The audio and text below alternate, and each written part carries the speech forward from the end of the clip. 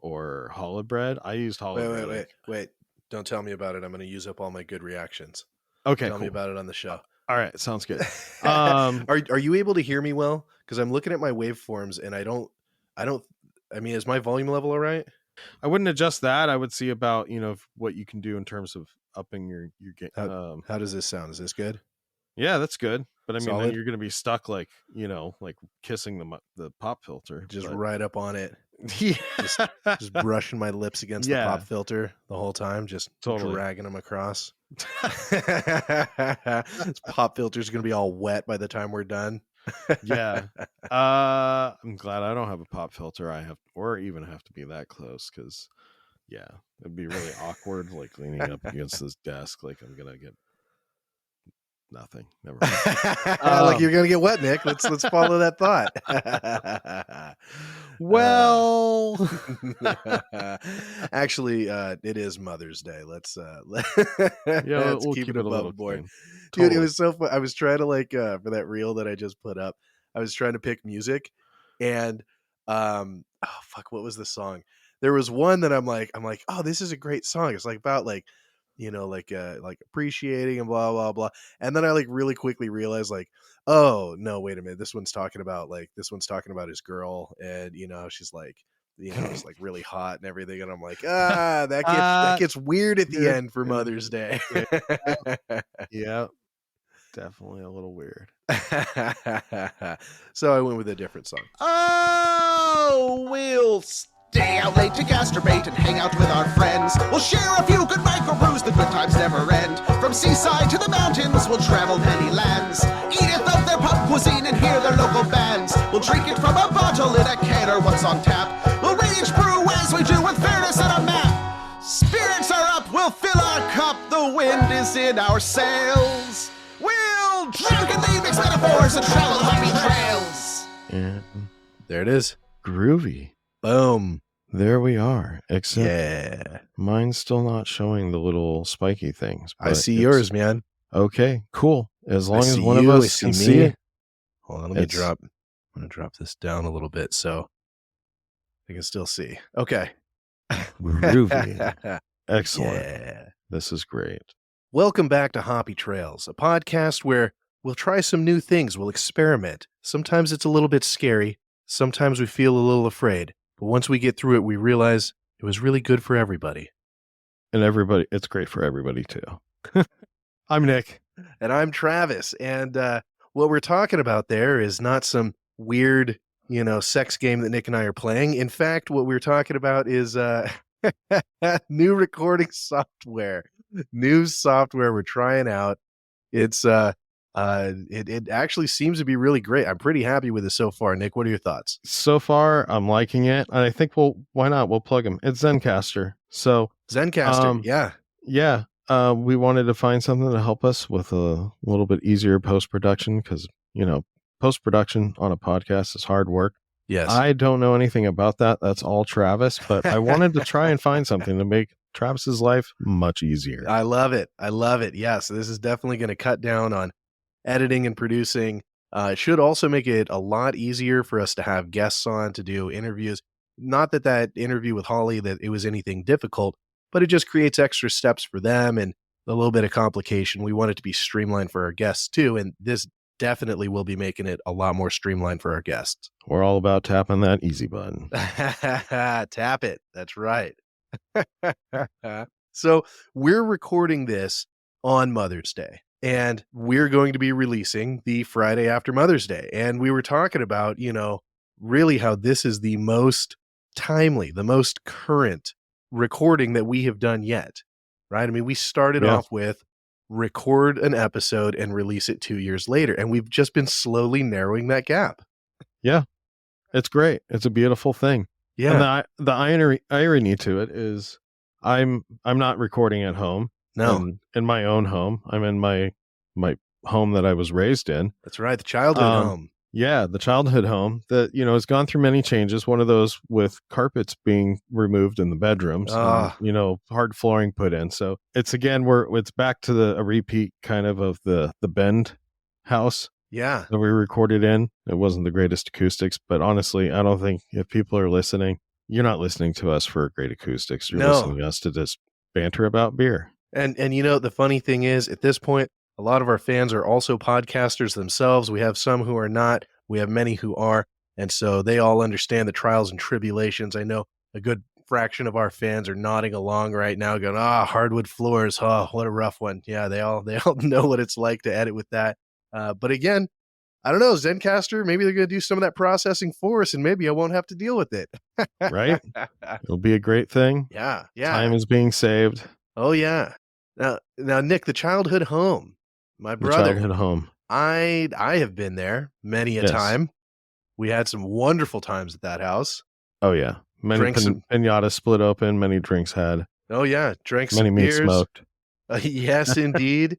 Yes, indeed. Many things smoked. But yeah, the childhood home. And it's it's good to be here. I'm here helping out my parents. My mom had some surgery recently. So we're just helping, hanging out with them for a few weeks. But actually tomorrow we're heading south to Southern California or that general direction. Gonna hopefully visit some delicious food locations. Yes. Some thirst quenching beer locations as well on our journey. But now, how far south? What's the furthest south you're going to be? You're not going to get to San Diego, are you? No, not San Diego. Probably the furthest south is like Orange County area, if that. Okay. We'll see what happens. There was some slight talk about Disneyland. We'll see if that happens or not. Now, yeah, I did some research a while back on burritos. Because, at Hoppy Trails, that's what we do here sometimes. We go into the history, we go into the variations, and, there's a lot of different styles. And California being the state it is with a rich Mexican and Latin American tradition that we have here all throughout the state, and being such a large state, we have a lot of different regional styles of burritos. And the reason I was asking you, Nick, is because there's a couple of things that are San Diego invented and very prominent in San Diego that sometimes you'll find elsewhere. And I actually saw somebody on Reddit talk about a California burrito that they were making. They posted pictures and they're like, what? This is how they are all around here. And I'm like, listen, you just throw your computer in the ocean. You know what I mean? Like that's not a Cali burrito. What was their Cali burrito? It was some abomination. I don't even want to get into it. No, it was okay. No, the California burrito, invented in San Diego. The big thing is it's got carne asada in it, right? And it has French fries in it. Yes. Those are the defining factors. And this person had, it was a burrito, certainly, but no French fries anywhere. There was no carne asada. It looked like, I don't know. I can't even remember what it was. I just remember being so outraged at this person. And I'm like, how dare you? I'm usually not one to food shame, but when there's something y'all could see my facial reactions right now. If there's something that has like a distinct name and defining characteristics, I feel like don't use that name unless you're making the thing or unless you're doing like an homage or something like that. Like that's all fine too. You guys saw me make my hard air quotes Euro burger and Euro wrap, and I'm going to get into detail on those because they're not super authentic. They're inspired, right? And so I'm using it in that way. But if you have something like a California burrito, if you don't have French fries in it, don't call it a California burrito. Exactly. Yeah, sorry, I had to get a little outraged. I would have gotten outraged as well. That's uncalled for. Uncalled for. But so anybody here who's traveling in that direction, if you get to San Diego, get a California burrito. That's where they're authentic. The carne asada fries were invented there as well, which are also amazing. Any of the Bertos is like, Roberto's, Su Roberto's, Aliberto's, all the different Bertos. Those all came from San Diego. Rigoberto's, those all started in San Diego as well. And you can't hit a corner without there being some Berto's variation there. And they're all delicious. Yeah. Okay. Huh. You say, like you can find them in other places in California, but not many other places. But yeah, coincidentally, the amazing taco truck that's located around the corner from my parents' house offers carne asada fries. Yeah. California burrito. Oh yeah. He has a massive menu. It's quite overwhelming. The dishes themselves always amazing, but also overwhelming in size. Guaranteed to have leftovers. This is the same guy that we'll get Barrio Ramen from. Yes. Yeah.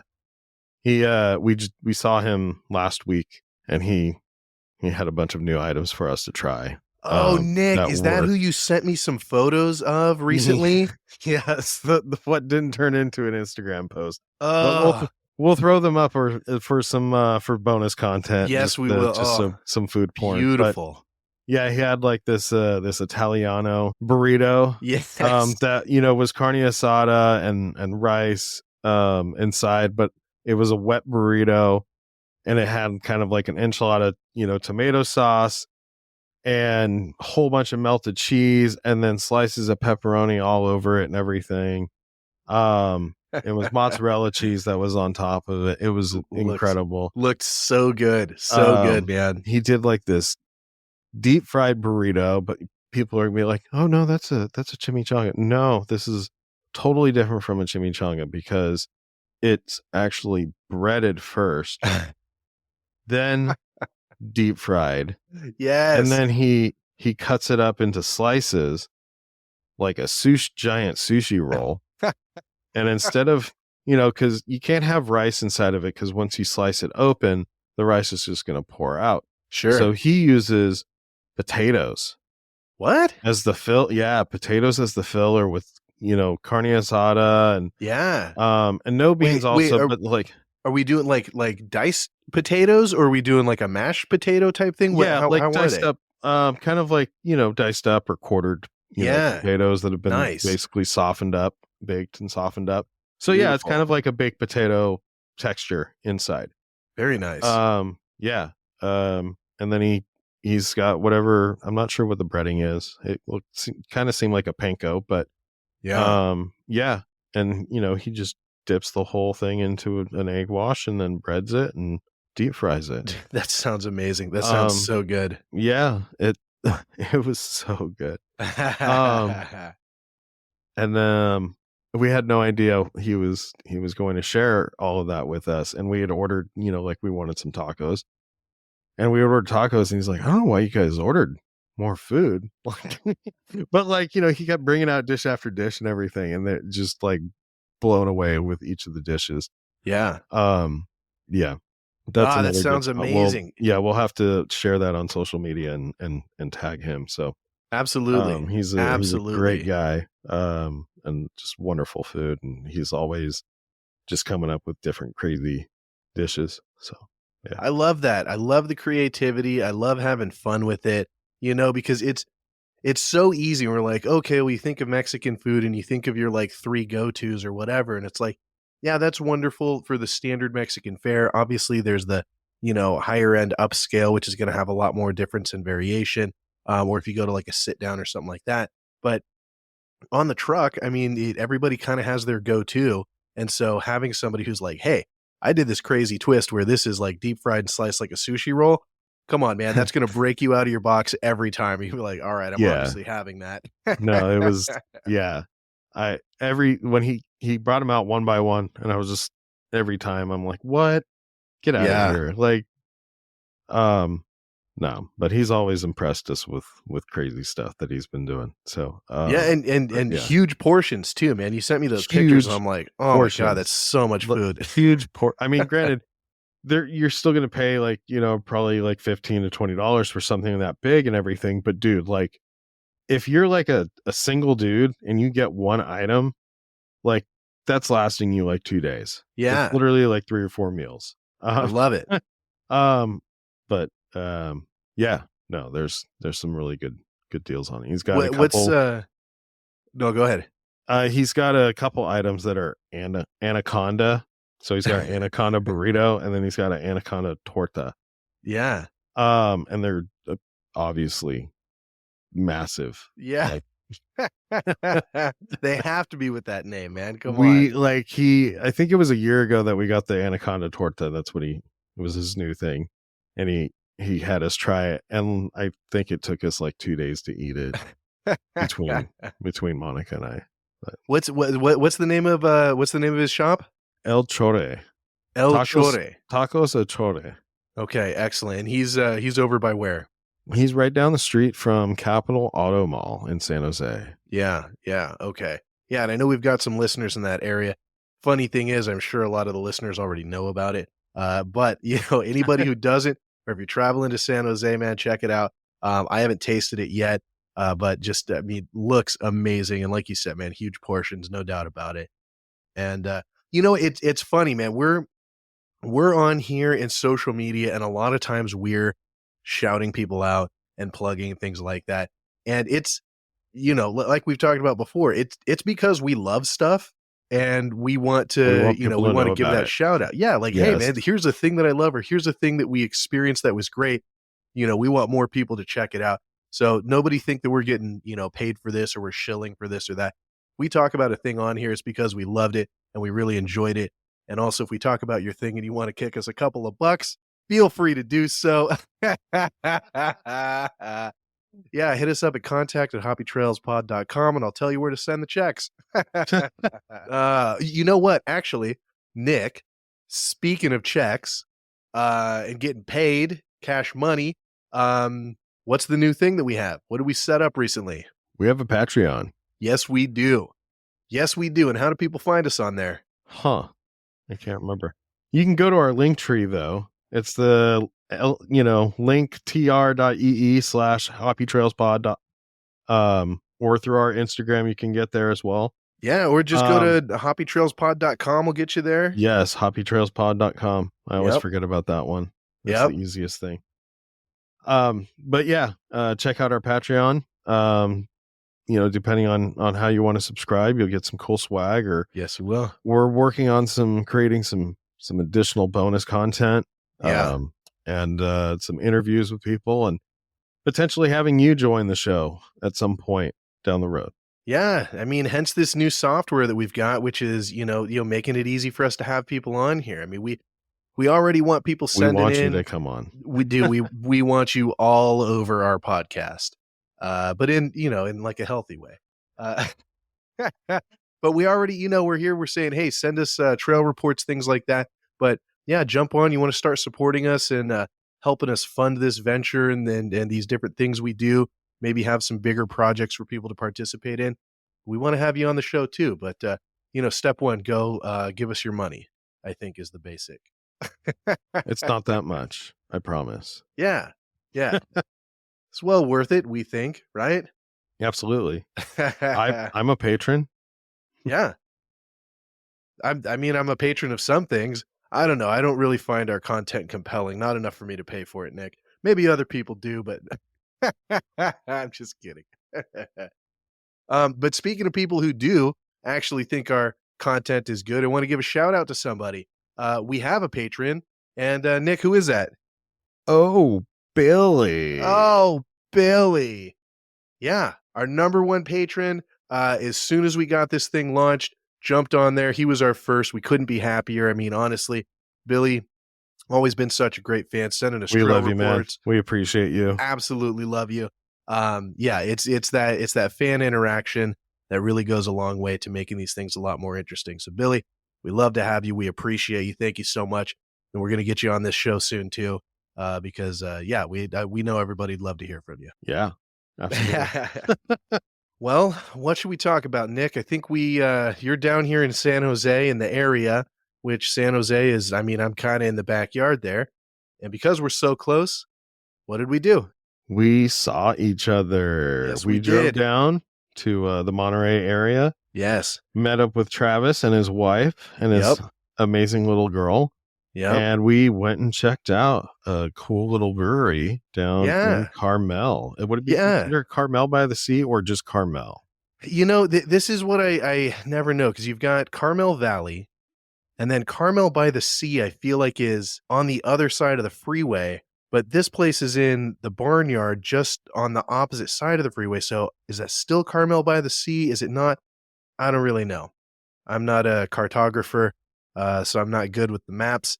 But I don't know. I guess I consider it Carmel by the Sea still. It's in that general area. I would think so. I mean, the ocean is literally right there. Yeah. On the other side of the highway. But yes, it is. Who knows? Anyways, It's in that Carmel area, at a shopping center called the Barnyard. The Barnyard. Yeah, a I lot of like cool the name of stuff in it. there. Big looking barn type place. Lots of Totally. great looking restaurants in there. I'd ridden by it a dozen times, never noticed that place. Yeah, it's kind of hidden and tucked. You see, when you're going down Highway 1, you're more likely to notice the Crossroads, which is the shopping center right next to it. But the Barnyard has a lot of cool stuff that's been there forever. There's a Japanese place called Robata. There's a Swiss place that I always forget the name of that does, it's like a Swiss steakhouse. It's really amazing. Pho place. There's a French bakery called Lafayette, which is outstanding. I recommend everyone go there for breakfast at least once. But yeah, then tucked in there is this Hidden Hills Brewing, which it was my first time yesterday when we went. That was brand new to me. Yeah. Great spot. I actually loved the inside of their place. There's so many windows all over the place, so it just lets in a bunch of natural light. And then everything's kind of like a reclaimed wood vibe going on. And we had a nice little corner seat where it was like a whole corner bench with a little low table hanging out. Yeah. I feel like that was perfect, hanging out with Drew there. And she looked like she had a blast. Yeah. And that's also a nice thing is they're very, kid friendly. So, yeah. But they had a bunch of great beers on tap. I think they had at least 9, 10. Yeah, I would say they may have had the 10, either 10 plus the cider or 10 with the cider, but they were right in there with that number. Everything made in house, obviously, no guest taps or anything, including the cider. Yeah, which was cool. Yeah, they're running a 2-barrel system, which is not a lot, right? A barrel is 31 gallons, roughly, depending on who makes the barrel. But yeah, 31 gallons is 1 barrel, so 2 barrels is 62 gallons. A full size keg is a half barrel, which is 15.5, again, roughly, because different keg manufacturers and European versus American or whatever, there's variations in it. But anytime someone's talking barrels, those are the numbers you should go by. 31 gallons to a barrel, 15.5 to the half barrel. And then those little cylinder kegs are 5 or like 5.2 or whatever like that. But so anyway, when we're talking about a 2-barrel system, they're making 4 full-size kegs each time they do a batch. That's it. That's not a lot. Okay. Yeah. Yeah. I heard that they were 2-barrel, but yeah. That's a nice benefit too, as well, because they're providing nice, fresh variety frequently. Yes. Yeah. Everything they've got is really fresh.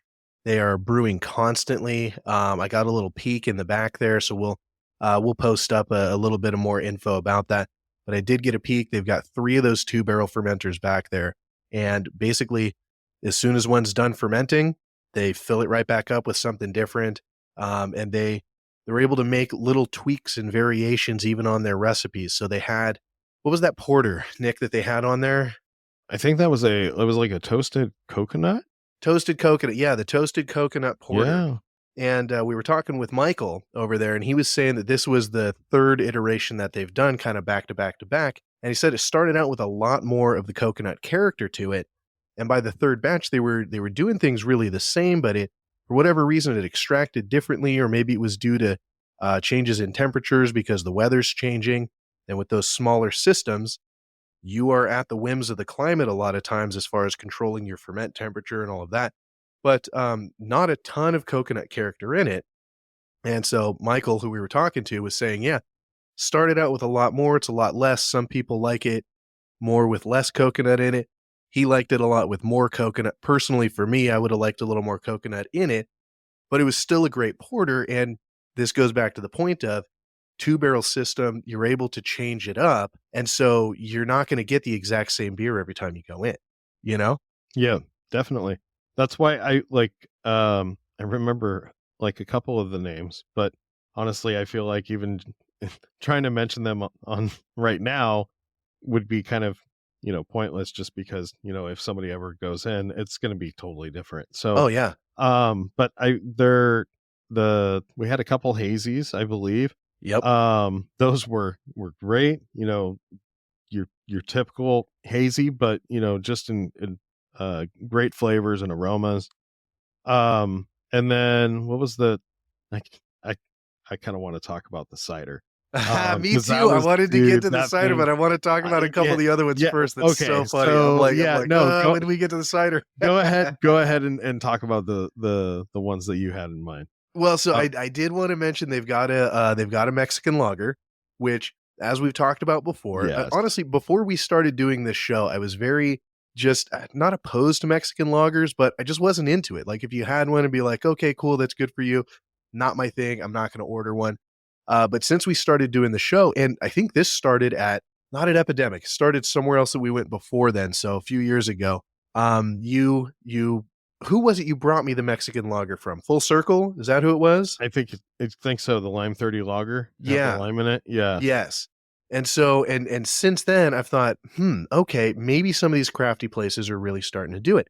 And this was no different. And I was talking to the guy about, you know me, I've only got like 3 stories. So we started talking. I was talking with Michael about Mexican lagers and how I used to not like them, and now I'm starting to get turned back on. And he was saying, yeah, I mean, it's just like with anything. You get the craft guys into it, putting their hands on it. They're putting a lot more love into it. And so you're Mhm. going to get something that's different than that mass production. And as more people start putting them out, there's going to be that evolution of it that's going to bring it to just a bigger, better thing than it was before. And I think that's absolutely true. They did a wonderful job with it as well. And so, if you're in there, give that Mexican lager a shot. It's good. It's an excellent beer. Yeah. It was very crisp and clean. I yeah, that was actually one of my favorites from yesterday. Yeah. Was Mexican lager. And then they had didn't they have a regular lager I think as so. Let well? me see if I can. I think I took a picture of the menu. Let me see if I've got it.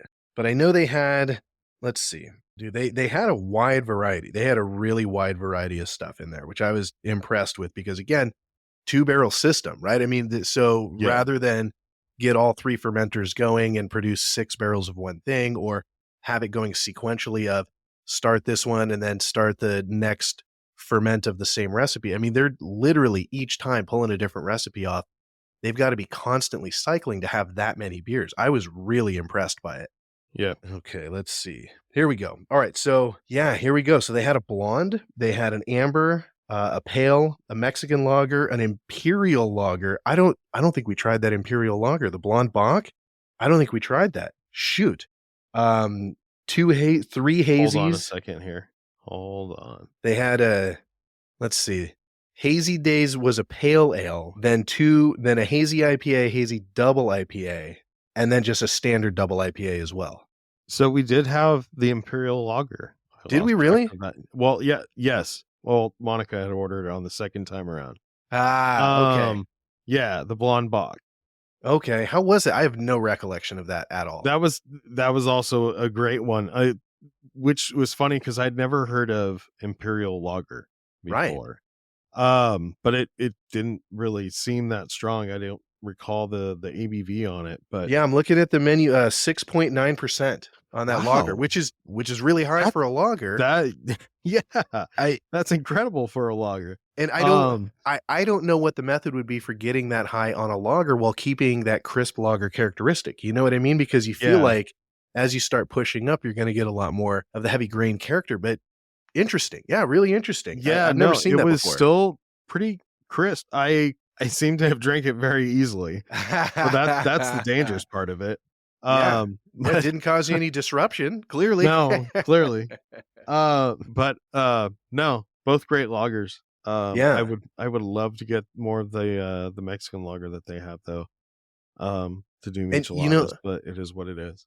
I saw they had cans for to go, but as we were getting towards the end, Drew hadn't had a nap. She was having enough of the day. Drew being my daughter, not my wife, obviously. Wife is Stephanie, but she doesn't get a nap, right? Sometimes she has to get us out of there too. But no, Drew was, a little bit toward the end. We still had to go get some food, so I didn't get a chance to grab any Forzies to go. But we did try. We tried everything in their IPA section, or their pale and IPA section, right? The Hazy Days, Pale Ale, Citra Nova, Hazy IPA, which is almost entirely Citra hops. He was saying like basically 99% Citra, and then they have some kind of a hop blend just to give a little rounding on the bitterness, I think. Low visibility hazy double, and then dual purpose double, which is the only not hazy in that list, which we had. Steph had a full pour of that. She loved it. Absolutely loved it. Yeah, that one was pretty good as well. Yeah. Yeah, that was another one that was nice and crisp, really. And at 8%, it didn't feel like 8%. You know what I mean? It was crisp, it was to the point, and it had what we were looking for. Definitely. Yeah. That was a great spot. So the cider. Yeah, well, I do want to mention they had a couple of sours, but I think they were Oh yeah. I don't know if they were kettle sours or what, because it wasn't anything super barnyard and funky, so it wasn't anything wild ferment. No, Maybe we had kettle sour. We had one of them. It was a tangerine sour. But actually, honestly, it wasn't sweet. I mean, it had a little sweetness to it, but it also wasn't like an overwhelming sour. It was a perfect, like, for people that don't like sours, such as our friend Fox. Right. Typically don't like sours. That one would have been a good one for somebody that typically doesn't like sours. Yeah, excellent. No, it had a nice, like, literally like you're biting into a tangerine. Yeah. Just on a little slight sour end, but yeah, that was a good one. Yeah, very nice. I feel like we should Space have a Jams. category. We got that one because Space Jams. It was called Space Jams. Yeah, yes. I feel like we should have a category in sours that are called tarts. You know what I mean? That are like, yeah, it's a sour, but it's more just like a little bit of tartness and not too much. Because I feel like having sour is such a broad category. I know we've broken it into like kettle sour, which is not as sour because they stop the souring early and what have you. But even still, there's a lot of sourness in a kettle sour and a lot of range. So I think everyone who's out there listening, change the style guides, add a category called tart, and they'll be just slightly sour, and they'll be beers targeted to Fox, is what we'll call it. Sours targeted to Fox. But let's talk about this cider, man. We've been wanting to talk about it. I thought about it all evening. You talk about it. I have wonderful things to say. I think it might be one of my new favorite ciders. Because typically, or at least usually the ciders that I end up coming across, they're, they have a level of sweetness to them. Yeah. And I don't get me wrong, they're out there, but I, for whatever reason, don't get to find them that often, are the more dry ciders. And that's what this particular cider was, and I think they were calling it kind of a semi-dry. They were calling it semi-dry, yeah. Yeah.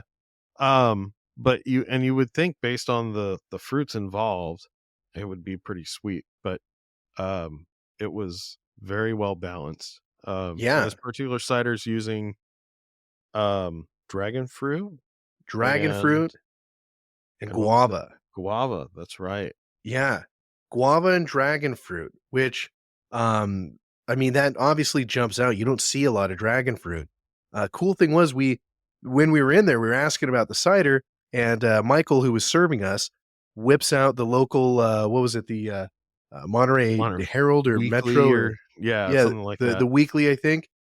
And there's a write-up in there about is the brewer's name Jerry? Shit, I have his card, but it's in my other pants, which are in where the baby's sleeping. Jeff. Yeah, Jeffrey. So they have an interview with him where he's talking about wanting to do local ingredients, and he was saying that he actually grows dragon fruit, just not enough to make the cider with, but he's hoping to expand so that he can actually produce enough dragon fruit for the cider, which I think is really cool. That's just an amazing thing. That's definitely a Travis thing to do. Yes, it is. I know. I'm like, maybe I'll talk to him, be like, dude, put a couple of dragon fruit in my yard. I'll help you out. But yeah, it had a really beautiful color to it. Just an amazing color, really light. I got a great picture of it that we'll post up so people can see it, but really beautiful. Just this kind of like pinkish color to it. It was really light. It had this, when you went into it with the nose, right? And it came in the small tulip glass. So you could really get in there, and it concentrated the flavors right on you. So you get in there, get your nose in it, and you take a big hit, and you're like, oh man, yeah, there's a lot of good fruit in there. But then as you're pulling away from it, there was like, it's like cotton candy almost, like just this little right at the Yeah. end, this little aroma of cotton candy. And I'm like, oh man, so beautiful. And it was just such a light, beautiful thing, not heavy and cloying like those other ciders you've talked about. And I'm like, God, a summer day, sitting out by the beach or by the pool or whatever. I mean, this would be just perfect. Absolutely.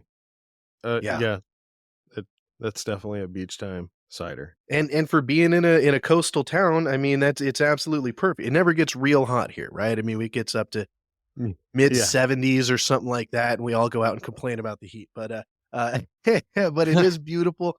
Sun comes out. It's very nice. You sit by the ocean. I'm looking at this right now, 5.5%. And it's just so sessionable. You know what I mean? You could just Easy sit back drinking, and for sure. just sit there and watch the waves and knock them down. Beautiful. I loved it. I loved it. Just, don't lose your can in the ocean. Do not lose your can in the ocean. It's a whole thing. The baby will cry. You don't want to be there. Yeah. A baby will cry. A baby somewhere is gonna cry. Yes. Let me see. I'm trying to think if there's anything else. Michael was really great. We got to talk to him quite a bit. He had a lot of info. Got some information from Jeff. And as we were talking about just before we hopped on here, I got some grain bill information, I think about the porter and about a couple of others, and I was real stoked to talk about it. But it's written on the back of a sticker in the back pocket of my jeans, which are in the room where the baby is sleeping. So I don't have it, but we will we'll do some bonus content and get into that, get into the stats and details because it's some great stuff. Yeah. That's borderline a travesty. A travesty, if you will. Oh man, yeah. Making the dad jokes. Thanks, man. But Michael was great. Oh, here's a piece of information. So there's a homebrew shop here in the Monterey area called Bottoms Up Homebrew, run by an awesome fellow named Dwayne. He's the best. You go in there, you could shoot the shit with him all day long. He knows his stuff. He has been organizing the Salinas Homebrew Festival since before I've lived here, right? 7 years ago, we moved down and we start seeing like, oh, Salinas Homebrew Festival. And we think, oh, this will be kind of a fun thing to go to. It was downtown. It took up a huge wide area. There had to have been 100 different brewers out there with stuff. And I mean, some stuff I'm just like, wow, you should be doing this professionally. Some stuff that I'm like, this is a really unique, crazy thing that, probably isn't going to catch on widespread, but it's delicious and amazing. Really great stuff. And it has actually gotten bigger. And Dwayne is just like the heart of all of it. These two gentlemen used to brew separately, Michael and Jeffrey. They used to brew separately, but they came together to open and run Hidden Hills, which I think is so cool because that's kind of the thing when you get into home brewing is you always have that one eye towards, maybe one day. And these two fellas, Jeffrey does the brewing. Michael's in there, helps with the brewing and runs the front. I don't really know the full business relationship of it, but the two of them are there living a dream. I absolutely love it. I thought it was so cool. That's an amazing thing. That's so awesome. Yeah. So we had a bunch of good stuff there. Fun place, fun environment. A lot of stuff to do around there. If you want to, go to the beach, go more into Carmel by the Sea and all of that. We needed dinner. And we started thinking about what are we going to get for dinner? And there were options. Hungry. I think Drew was getting pretty hungry. Yes, she was. She was getting hangry. Yes, she was. And my baby knows about good food. Yeah. And Nick, you hopped on the old googly device Google there. Mapper. Yep. And what'd you find? We found a barbecue place. It's called Crossroads. Yeah. And, so you're gonna laugh because the first thing that popped in my head when I read Crossroads Barbecue, was the song "The Crossroads" by Bone Thugs. Meet me at the crossroads. At the crossroads. Yeah, man. Early 90s. Yeah. So it was right across the street, pretty much, in the next shopping center over. A lot of shopping centers in that little area there. Shopping center called the Crossroads. And I had very convenient. We went to that shopping center before briefly to go into, I think, the Safeway or CVS there. Yeah. But I had no idea there was like more of that shopping center, like when we turned into the back area. Yeah. And then I was like, wow, okay, cool. And there's Crossroads BBQ. Yeah, down there at the end. At the And end, it kind of feels like off on its own, but yes. it was just really nice. I don't know, like, how it is, during the day or whatever, but it was a nice level of, where they had like some customers in there and everything, but it wasn't like overly busy and Yeah. loud and wild or crazy. So Yeah, I that was think really we nice. hit it, I think we hit it kind of in between there, because after we were there and eating, as we were getting ready to wrap up, there started getting to be a line at the counter, and so I think we hit it just perfect timing there. It's not one of those where it's shoulder to shoulder or anything like that, so I think busy for them Yeah, still isn't, like, super packed, but, yeah, it's a good spot, it's in a great location. Yeah. absolutely. So we walk in there and we're looking at the menu and I'm like, man, this menu kind of looks familiar. We're talking to the girl at the counter and she says, well, have you been to our other locations? And I can't remember if it was you that mentioned something or whatever, but they're the same people that own Salina City Yes. Barbecue, which we've been to quite a few times. I know Oh, many times. you've been to many times because Used you to live live around the walking corner. distance, man. Yeah. And then there's Trail Dust Barbecue in Morgan Hill. Yes, that's South right, in Winchester Morgan Hill. Barbecue in San Jose. Yep. And just all places that There's a place in one Aptos, and I always forget the name of it. I I can't think it's remember the just name of that one. Aptos Street I feel like. No, Something like maybe. I that. don't know, something like that, Aptos Street Barbecue or whatever. But yeah. I mean, I think obviously they're gonna produce great barbecue at all locations because just in oh, general, yeah. yeah. Well, I Um think 10 locations. If I remember correctly, I think they're up to, like, 10 locations something now. like that. But Yeah. and they all have, a nice selection of beers on tap. Yeah. Or a nice selection of cans. That Um, reminds me, what did they have on tap? so this is wild because, I was hoping to get my hands on some, and we did. A friend of ours ended up picking up a 4-pack a couple days after it was released. Yeah. It was the Double Dank Shake from Yes. Alvarado with a collab with Great Notion. Something Yes. that's released every April. Yeah. And so you weren't able to get it because No. you were Laid up. you were laid up. Family was sick. I Yeah. couldn't get out. I couldn't get out and buy this, limited release high demand beer, which just it makes you feel terrible when you got the big brewery down the street, and I'm just like just could not get up and out. Couldn't do it. Yeah, but it's okay because we have the means. We have the technology Yes, we do. to get these things. And so I managed to get the Great Notion side of it, which I Yes. brought you guys down a can yesterday. Yep. And then yeah, we got a 4-pack from our friend. So I was able to get you a can of that. Yes. But then we get to the Crossroads. And they have Crossroads. Double Dank Shake on tap. On tap. Like, On tap. and it looked like, because they had a nice little beer menu board where it shows like where, it gives like a little emoji of how their keg is looking and everything. Oh, did it? I didn't even see that. So like, well, because one of the beers, which I'm assuming it was running low, had like the little emoji that's like the caution, the exclamation mark in the yellow triangle. Yeah, okay. And then like next to the Double Dank Shake, it had just kind of like some, happy emoji. So I'm assuming they've got a decent amount of Double Dank Shake. So hopefully when you guys are listening to this in like 5-6 days, Yeah. and you are in the Monterey area, Carmel area, go to Crossroads Barbecue. Hopefully they will still have Double Dank Shake on tap. Billy, if you can hear me, hop on a plane to the Monterey airport. I'll pick you up and I will drive you straight there and I'll buy you a pint of that delicious Double Dank Shake. As soon as you hear this, book a ticket. Stop listening. Hit pause and book the ticket, damn it. And yeah, exactly. And obviously some barbecue as well, because the Oh, yeah. barbecue that we had and what I've always had from South Winchester and other locations has always been amazing. So I went with that 3-meter plate with some brisket, some hot link, oh yeah, some pulled pork. That was so good. Yeah. And Monica threw in the chicken on hers. Yes. How did she like that chicken? I haven't had their chicken. Well, hold on here. Hey, yeah. I like the chicken. Yeah. She really liked it. It looked outstanding. It looked perfectly done. Yeah, she also got some pork ribs too. Those were good. Yeah.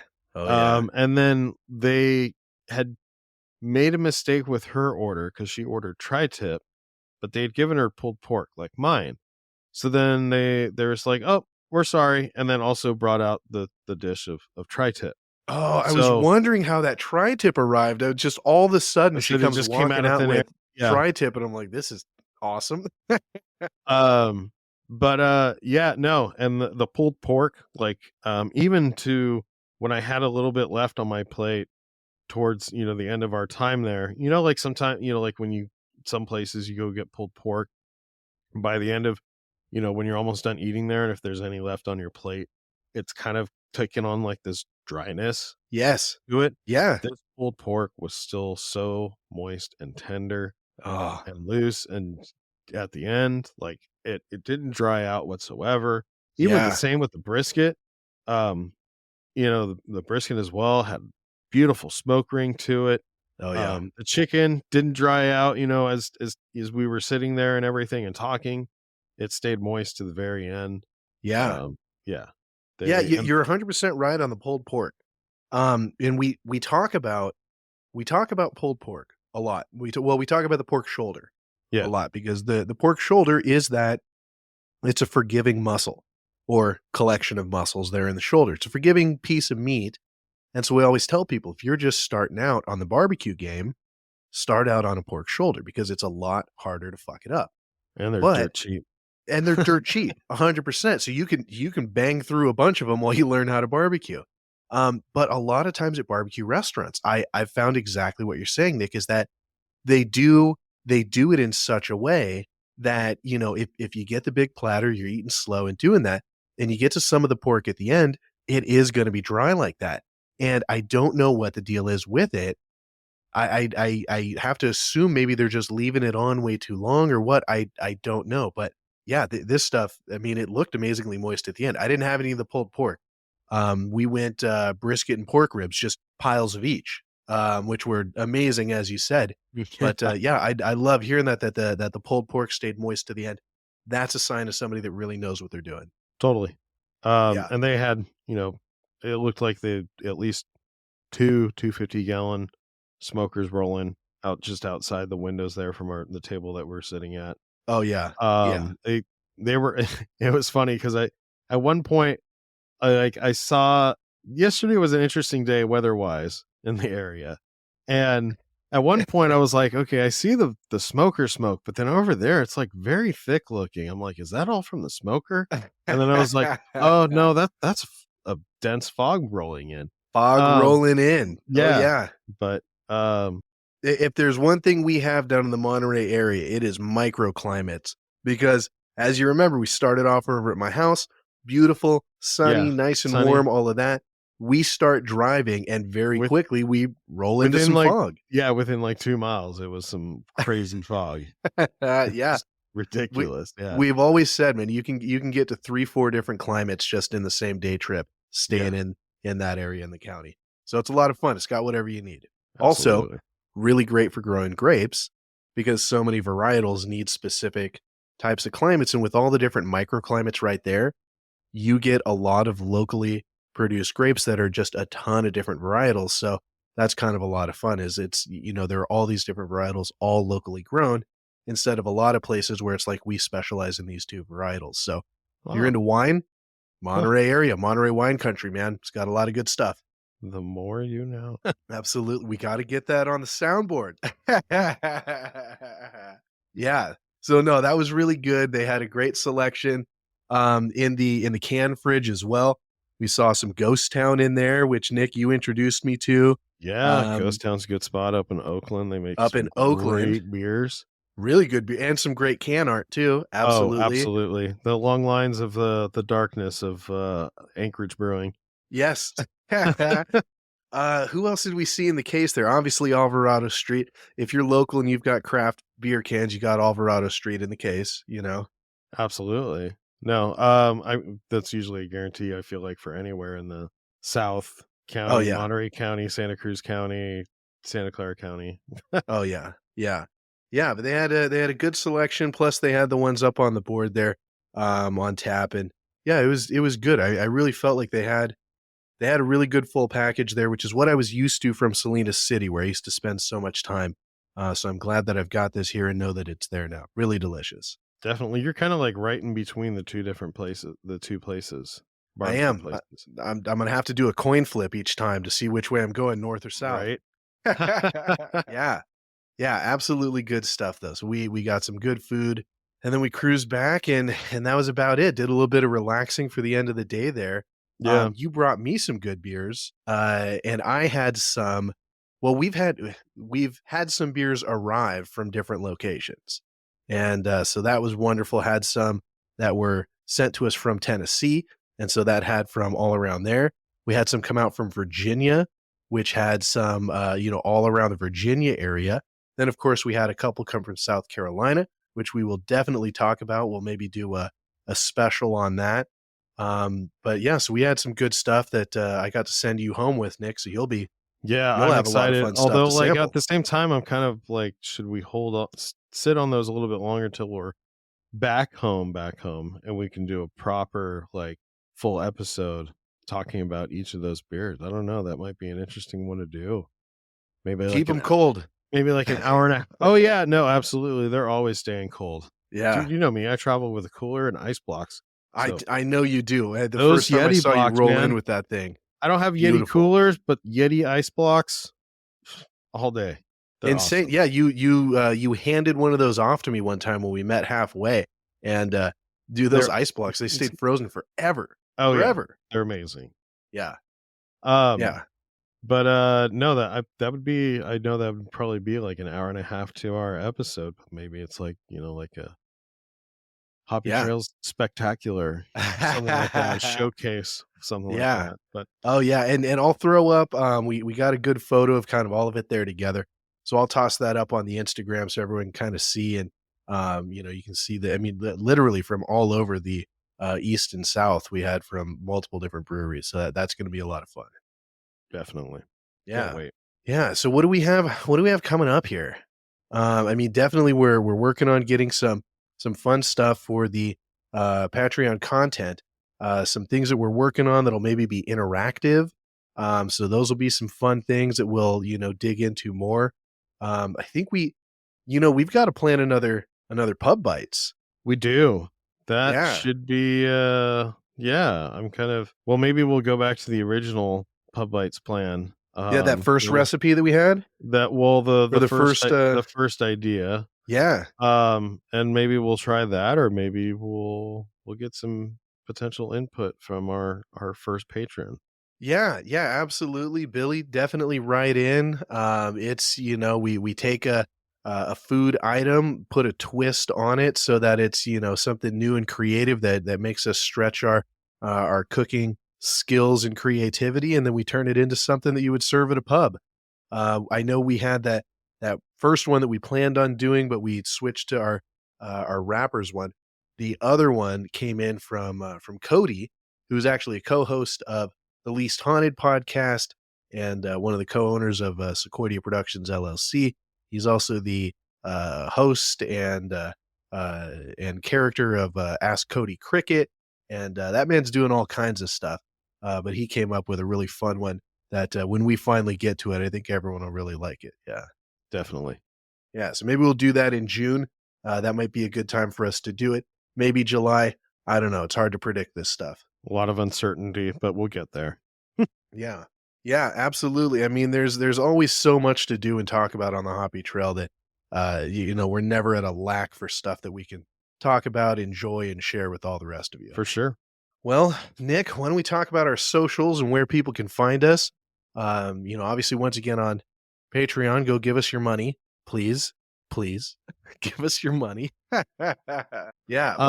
Also hoppytrailspod.com. That'll bring you to our little link tree page, which will get you to our Instagram, Patreon, a means to reach out and contact us. Maybe give a little feedback or have something that that maybe you'd like to hear us talk about. Yeah. And also we do have a Tumblr page, and we've got a couple of things up on there. We don't post on it super regularly. We did throw something up there recently, actually. Oh man, I totally forgot about this. Dude, ChatGPT. ChatGPT. So I took everyone's talking about like ChatGPT is going to replace this. They're going to replace that. Everyone's going to be out of work and all of this. I did not have that experience. So I took Big thumbs down to ChatGPT. I took a transcript of our last episode, and you've all heard our last episode, so you know what it's about, and you know what it's definitely not about.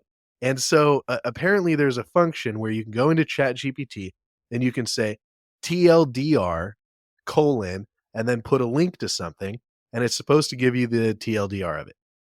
It came back with something absolutely off the wall, and I'm like, that's not it at all. That's not even close. That's not Travis even shared title. it with me, and I was like, what happened? And so I went back and I was like, okay, how about this? Write me a 500-word summary of the transcript.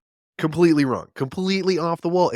First of all, it said it was like Ben and co-hosts Ben and Jamie talk about, and I'm like, dude, our names are in the transcript. Like, what are you doing, ChatGPT? And I tried like 5 to 7 times just trying to correct it. And it starts talking about some people, Brian and Jennifer. Yeah, and I'm like, and who then, are these people? And then all of a sudden we're interviewing brewers named, I don't know, Dan and John or something like that. Yeah. Yeah, it was off the wall. I would say, so I've got the chat log with ChatGPT. I've got that posted up on our Tumblr page. So if you want to go check it out, see, how close we are to Skynet. Spoiler, not close. At all. Especially like when it thought we're talking about discretion and how it's good in life and in relationships. And then we were talking about Greek mythology. Yeah. And burnout, how burnout heavily can really affect people. Yeah, which, I mean, come on, guys. Yeah, I mean, we all know that burnout is a real thing and all of that. Absolutely. But we didn't talk about it on last episode. I know we talk about life generally, but we definitely did not talk about burnout. No. Neither in, I don't think, any episode. Not yet. Not on this show. I think somebody needs to talk to ChatGPT about burnout, because I think seriously shit's happening there. Seriously, man. It's like, dude, you overworked? You don't have time to read the article before you summarize it?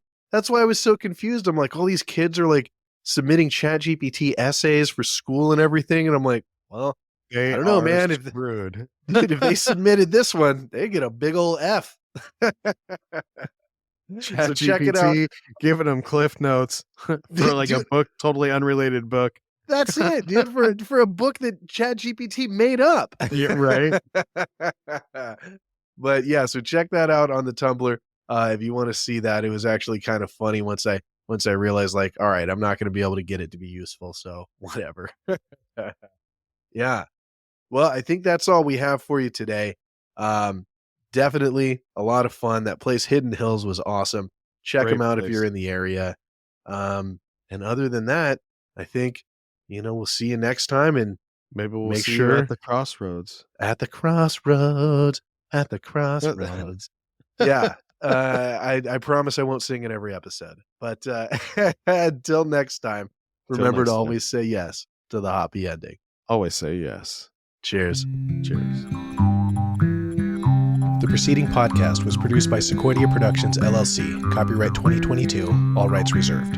If you enjoyed this show and you're looking for more, or even if you're looking for something a little different, check out the other amazing shows by Sequoia Productions, wherever you get your podcasts, or on sequoia.com. Hoppy trails to brew until we drink again. Hoppy trails to brew.